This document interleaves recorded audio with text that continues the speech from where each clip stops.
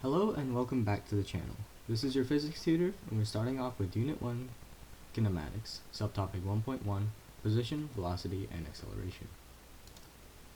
So what is kinematics? Kinematics is used to describe the motion of an object without drawing conclusions about the forces at play.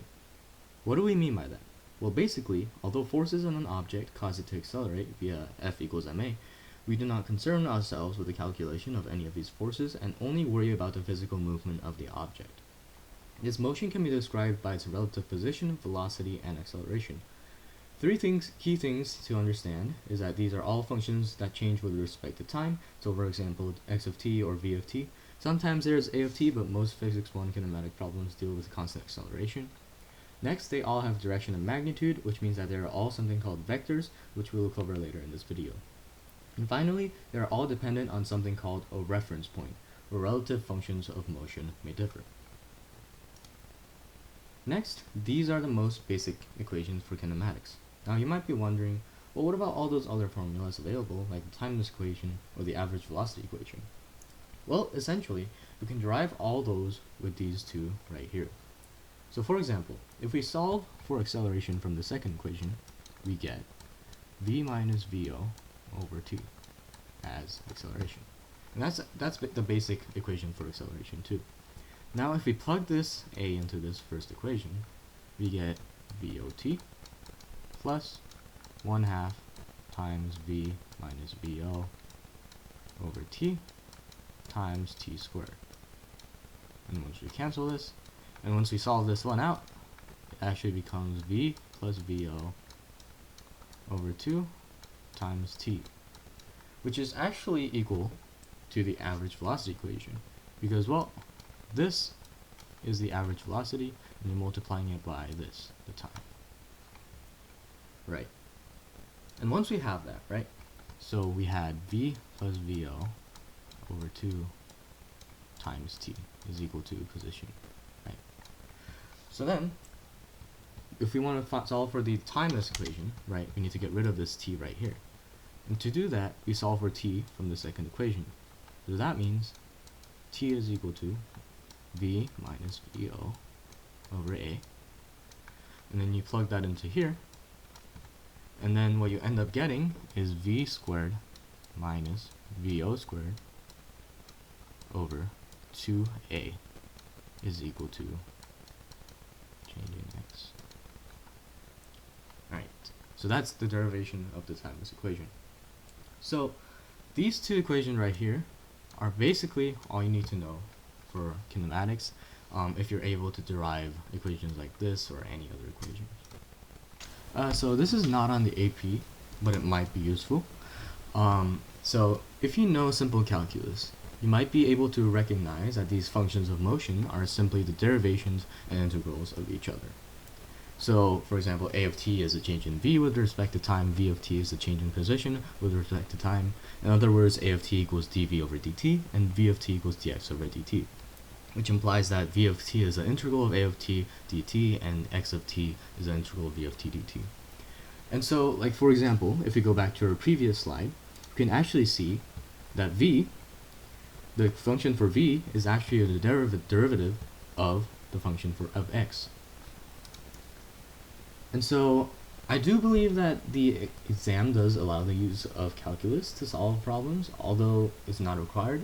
So if you know it, go for it. It makes things a lot simpler. But if you don't, then don't worry, you can stick to the equations of motion.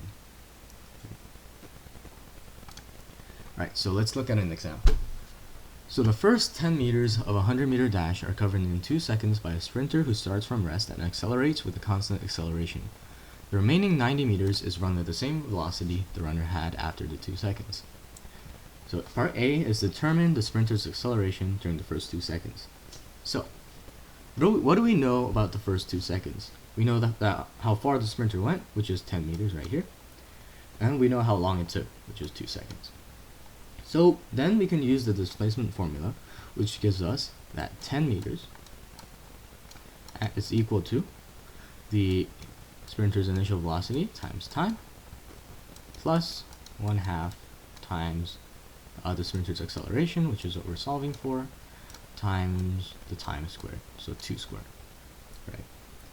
And then we can actually cancel out this right here because the sprinter starts from rest, right? And then we can just solve for A right here. So that means that A is equal to 10 divided by 2, which just gives us 5 meters per second squared. So that's the answer for part A. And then let's go to part B. So part B, determine the sprinter's velocity after the first 2 seconds.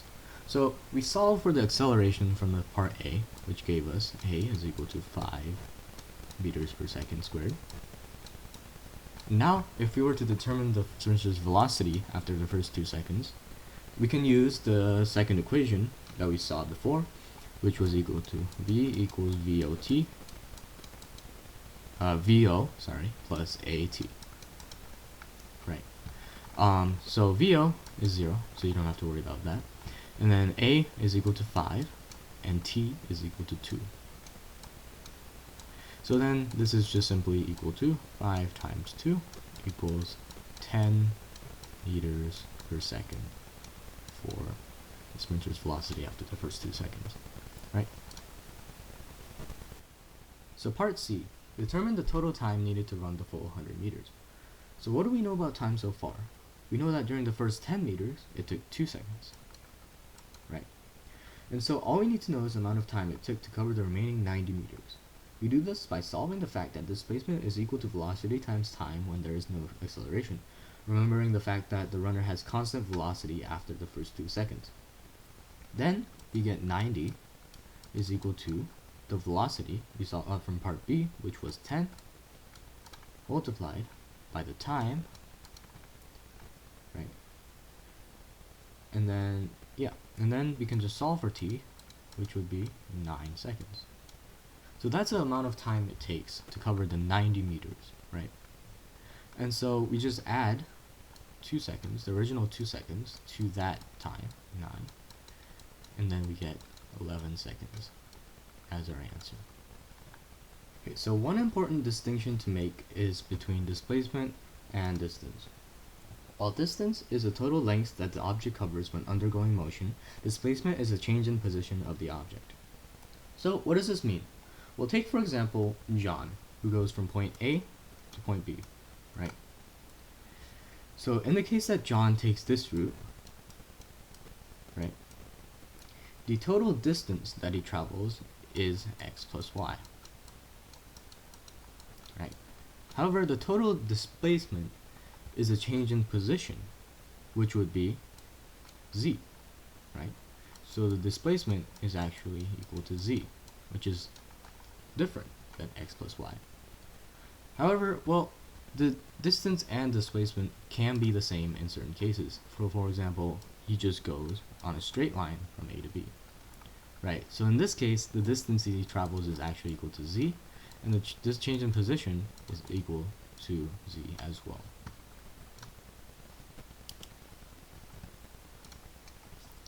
Right, vectors and scalars. So we define a vector as something that has a magnitude and a direction. So position, velocity, and acceleration are all vectors. So you denote this position as a vector by putting this arrow above the x, or sometimes it's denoted as an r. And then v as a v with an arrow here, and then a as an a with an arrow here. And then things like mass, speed, and energy are all scalars because they have no direction, right? So mass obviously can't have a direction. Speed is velocity but no direction. And energy, right, is just value in joules, which doesn't have a direction, right? Alright. So 2D and 3D kinematics. Because the functions of motion are vectors, like we established, that means that they can be broken down into the x, y, and potentially z components, although we haven't really seen much of 3D kinematics in AP Physics 1. So take for example this vector right here. So if we say that this is some velocity vector, right? So that means that this can be broken down into this component and this component. So essentially, this is the v of x and v y sub y. So this is the magnitude, but these are the x and y components. And we'll show how to solve for these x and y components in a later example.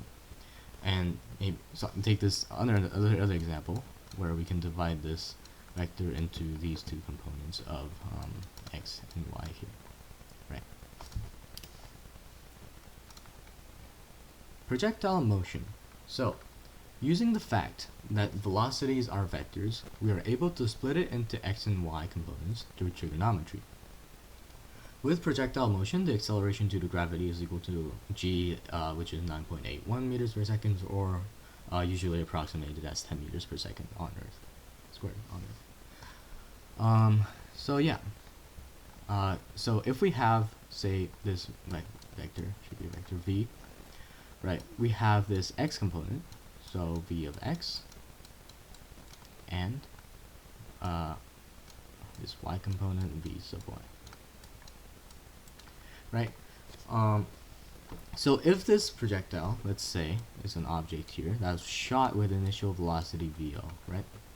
That means that while the x component doesn't change, right, because it's not affected by gravity, which only acts downwards, right? The acceleration due to gravity only changes this component right here, v of y. So let's take this projectile motion example. Right, so we have a ball here that's being shot at 20 meters per second at an angle of 37 degrees, and we're given the trigonometric things right here, and then it's either hitting or not hitting a fence that's 2.5 meters high, 32 meters away, right? So determine the time it takes for the ball to reach the plane of the fence, right? So what do we do here? So essentially, what we need to do is find the x component of this velocity, right? So v sub x, and find how long that v sub x takes to travel this entire distance of 32 meters. Now, why don't we take this entire value? Well, this value is the magnitude of the velocity. It counts for both the x component and the y component. However, the x component is the only thing that matters when accounting for the amount that it travels in the x direction, which is 32 meters. Right. And then the y component is what causes the upward motion or the downward motion. Right. So the amount of time it takes for the ball to reach the plane of the fence. So all we need to do, right, is find this v of x, v sub x right here, and then set that equal to 32, right, is equal to, let's say, v sub x multiplied by the time, which is what we're solving for, right? And then there's no acceleration in the x direction, so we can just cross this out. Right. So what is v of x? So we're given this angle right here, 37 degrees. So if we were to draw a triangle, right, say this one right here, where this was given as 37, and then this hypotenuse is 20. The magnitude is 20, right? And what we're solving for, say this is x. So using trigonometry, we're given this angle, right? And so we need the adjacent over the hypotenuse. So what is adjacent over the hypotenuse? That's cosine, right?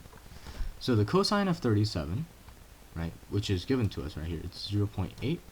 So 0.8 is equal to the adjacent over hypotenuse, so x over 20.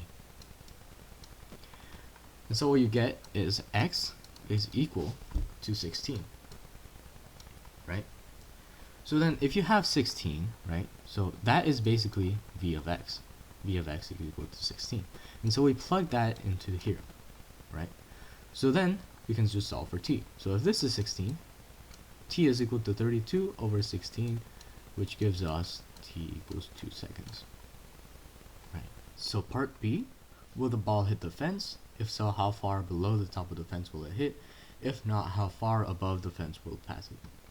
So, if the ball, right, the ball goes over here somewhere, right, either it goes above the fence or below the fence, right? But its distance from the ground, let's say, is y, right? We don't know what y is, but if we find it, and if it's less than 2.5, we know it hits it, or if it's above 2.5, we know it passes it, right? So, what we need to do is, since we have the time it takes for the ball to reach the plane of events, right? So we got that as 2 seconds from part A, right? So all we need to do is find the y component right here, and then use this time, right? Because there's a gravitational acceleration that goes downward, right? And we're given the initial Vy right here, right? So if we solve this this y displacement, right? So let's make the equation, right? So change in y is equal to v sub y times the time, which is we got as 2 seconds, right? Minus 1/2 times g times t squared, 2 squared, right? And we know we can just approximate g as 10, right? And then what we have here now is we just need v of y. What is v sub y? Well, we have the magnitude of the hypotenuse, which is 20, and we're given the angle 37, and so what we need is sine, right? Because opposite over hypotenuse, right? And so the sine of 37 we're given is 0.6. That means 0.6 is equal to opposite over hypotenuse, which is v sub y over 20. And then that means v sub y equals 12, right? And then we can just plug that into here, and then we get that change in y is equal to 24 minus 20, which is equal to 4 meters. So if change in y is 4 meters, that means it's above the fence, right? Because 4 is greater than 2.5. So that means the question was asking originally, so how far below the top or how far above the top, right? So we found that it was 4 meters, so then therefore we just subtract 4 minus 2.5 and we get 1.5 meters for part B.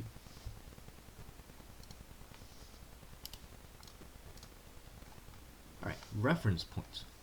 Reference points are important because motion is relative. So right, take for example, right?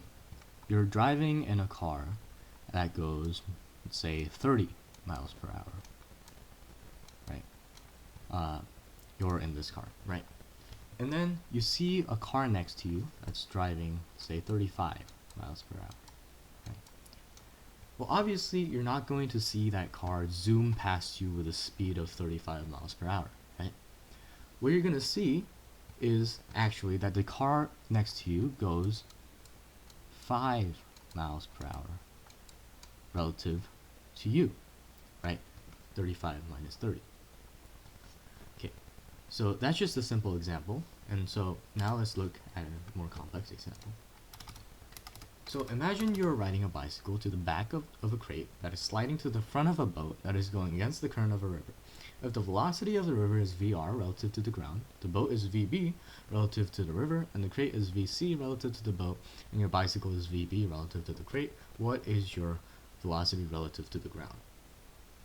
Right, so, well, that's a lot of information. Let's try and organize it, right? So, there's a boat, and it's on top of a river, right? And then on top of it, on top of the boat is a crate, and on top of that is you, right? And so the velocity of the river is vr relative to the ground, right? And it's going against the boat, right? So let's give some direction, right? So let's say that the river is going backwards, vr. Yes. And then the boat is going forward relative to the river, right? With VB, lowercase b, I should say. Right? And the crate is VC relative to the boat, which means, and it's going to the front of the boat, which means that it's going this way, VC. And your bicycle is VB relative to the crate, and it's going to the back of the crate, so that means it's going this way, V, capital V. Right, and so how do we solve for your velocity relative to the ground? Well, we just subtract those the velocities that are going opposite directions and add ones that are going in the same direction. So now what you have, right, is VR, it goes in the negative direction, right? So negative directions, VR and V capital V. And in the positive directions, you have V lowercase b and VC, right? And so if we take, the right side as positive and the left side as negative, right? So what we do now is VB plus VC minus VR minus VB, right? And that's essentially your velocity relative to the ground. Thank you. I hope you learned a lot about kinematics today. Be sure to like and subscribe and keep up with our weekly uploads. Thank you.